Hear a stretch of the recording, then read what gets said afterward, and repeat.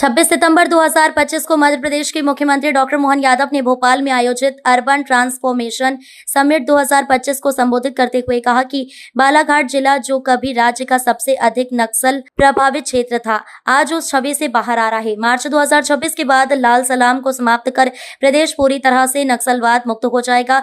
ये प्रदेश के विकास और सुरक्षा के नए युग की शुरुआत है। मुख्यमंत्री डॉक्टर मोहन यादव ने कहा कि जब देश डबल जीडीपी की ओर अग्रसर है तो इसमें मध्य प्रदेश का भी महत्वपूर्ण योगदान होगा। दुनिया के सामने भारत का योगदान स्पष्ट रूप से दिखे, इसके लिए राज्य सरकार हर स्तर पर प्रयासरत है। उन्होंने कहा कि देश की जीडीपी में शहरी क्षेत्रों की बड़ी भूमिका रही है। प्रदेश सरकार संतुलित और व्यापक शहरी विकास की दिशा में कार्य कर रही है। अर्बन ट्रांसफॉर्मेशन के जरिए शहरों को आधुनिक और आत्मनिर्भर बनाने पर जोर है। मुख्यमंत्री डॉक्टर मोहन यादव ने सिंहस्थ 2028 की तैयारियों का वर्णन करते हुए कहा कि सिंहस्थ केवल उज्जैन का आयोजन नहीं है, बल्कि ये पश्चिमी मध्य प्रदेश के कई शहरों को प्रभावित करेगा। ये मेला प्रदेश के सभी जिलों के भविष्य को विश्व स्तरीय मंच पर प्रस्तुत करेगा। हमारी सरकार का ये लक्ष्य है कि सिंहस्थ 2028 एक ऐतिहासिक और वैश्विक आयोजन बने। मुख्यमंत्री ने कहा कि इस प्रगति और परिवर्तन की यात्रा में जनता का सहयोग अत्यंत आवश्यक है। सरकार और समाज मिलकर ही मध्य प्रदेश को नए शिखर पर पहुंचा सकते हैं। आज के इस कार्यक्रम में पत्रकार साथियों,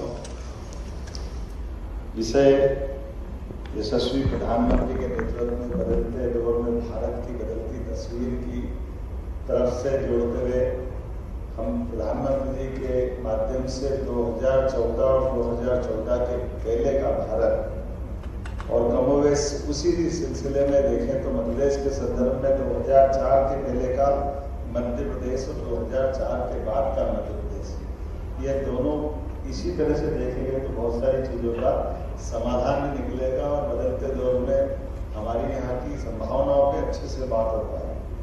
लगभग 20 साल का ये समय है। 2004 के पहले मध्य प्रदेश के अंदर प्रति व्यक्ति आय 11,000 रुपया आकलन की गई। हमारी सरकार जब बनी तो प्रति व्यक्ति आय 1,44,000 की, आज 1,52,000 से ऊपर निकली है। ये हमारी 1 साल की ग्रोथ है, जिस दिशा में भारत के सारा प्रदेश में कदम से कदम मिला।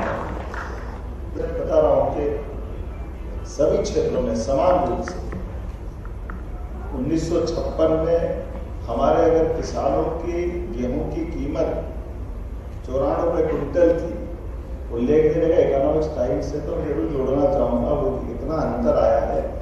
और 2002-03 तक प्रति क्विंटल गेहूं की कीमत 500 रुपया क्विंटल थी, तो लगभग 55 साल में 400 रुपये क्विंटल की कीमत बढ़ी गेहूं की। उसके उल्टे अभी इस साल हमने हमारी सरकार आने के बाद 2600 रुपये क्विंटल गेहूं खरीदा। 20 साल में 2,000 रुपये क्विंटल से ज्यादा की कीमत हमारी अपनी ये ताकत बताती है सरकार के माध्यम से किसानों के आधार पर। और उसी प्रकार से एक एक करके सभी सेक्टर में बात करें, 2002-03 तक हमारे राज्य के अंदर केवल 5 मेडिकल कॉलेज थे राज्य के अंदर।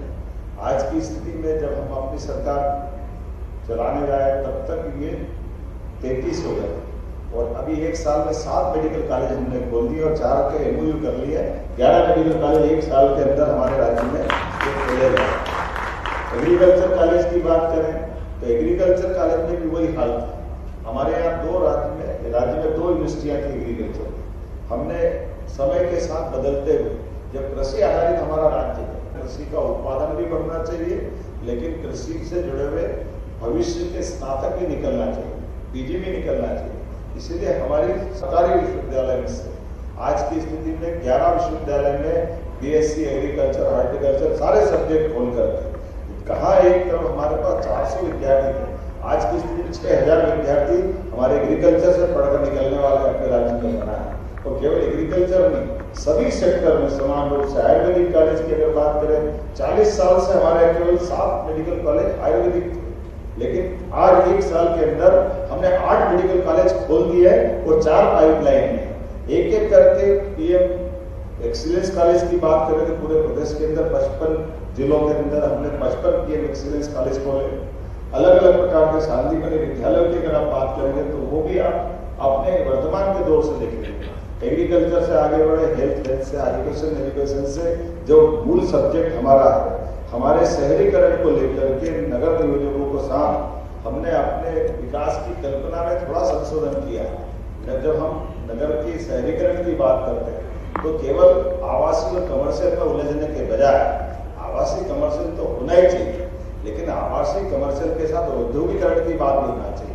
इंडस्ट्री का एरिया डिसाइड हो जाएगा तो सब कुछ अपने आप हो जाएगा। इसीलिए हमने हमारे 2 शहरों के जब मेट्रोपॉलिटन सिटी की कल्पना की तो मेट्रोपॉलिटन सिटी इंदौर उज्जैन के साथ भोपाल के साथ जुड़ा है। तो उज्जैन में जब हम कल्पना कर रहे हैं कि हमारा इंदौर मेट्रोपॉलिटन सिटी का एरिया क्या होना चाहिए, तो पीथमपुर भी हमारे उस प्लान का हिस्सा है, तो उज्जैन के पास का नागदा भी वो हिस्सा है, शाजापुर का मक्सी भी है, तो देवास का पूरा औद्योगिकरण वाला इलाका भी हमारे पास है।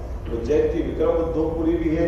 कहने का तात्पर्य कि जो वर्तमान का पीएम मित्र पार्क, ये जैसा पूरे देश के अंदर हमारे 7 पीएम मित्र पार्क बनाने के लिए माननीय प्रधानमंत्री ने 5 साल पहले इनकी स्वीकृति दी, लेकिन मुझे खुशी है सबसे पहले पीएम मित्र पार्क का भूमि पूजन हमारे अपने प्रदेश के अंदर हुआ है, जिसके लिए माननीय प्रधानमंत्री स्वयं पड़ा।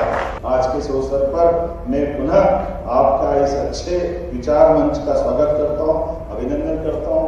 आने वाले सिमस्त की तैयारी भी हमारे जोर शोर से चल रही है।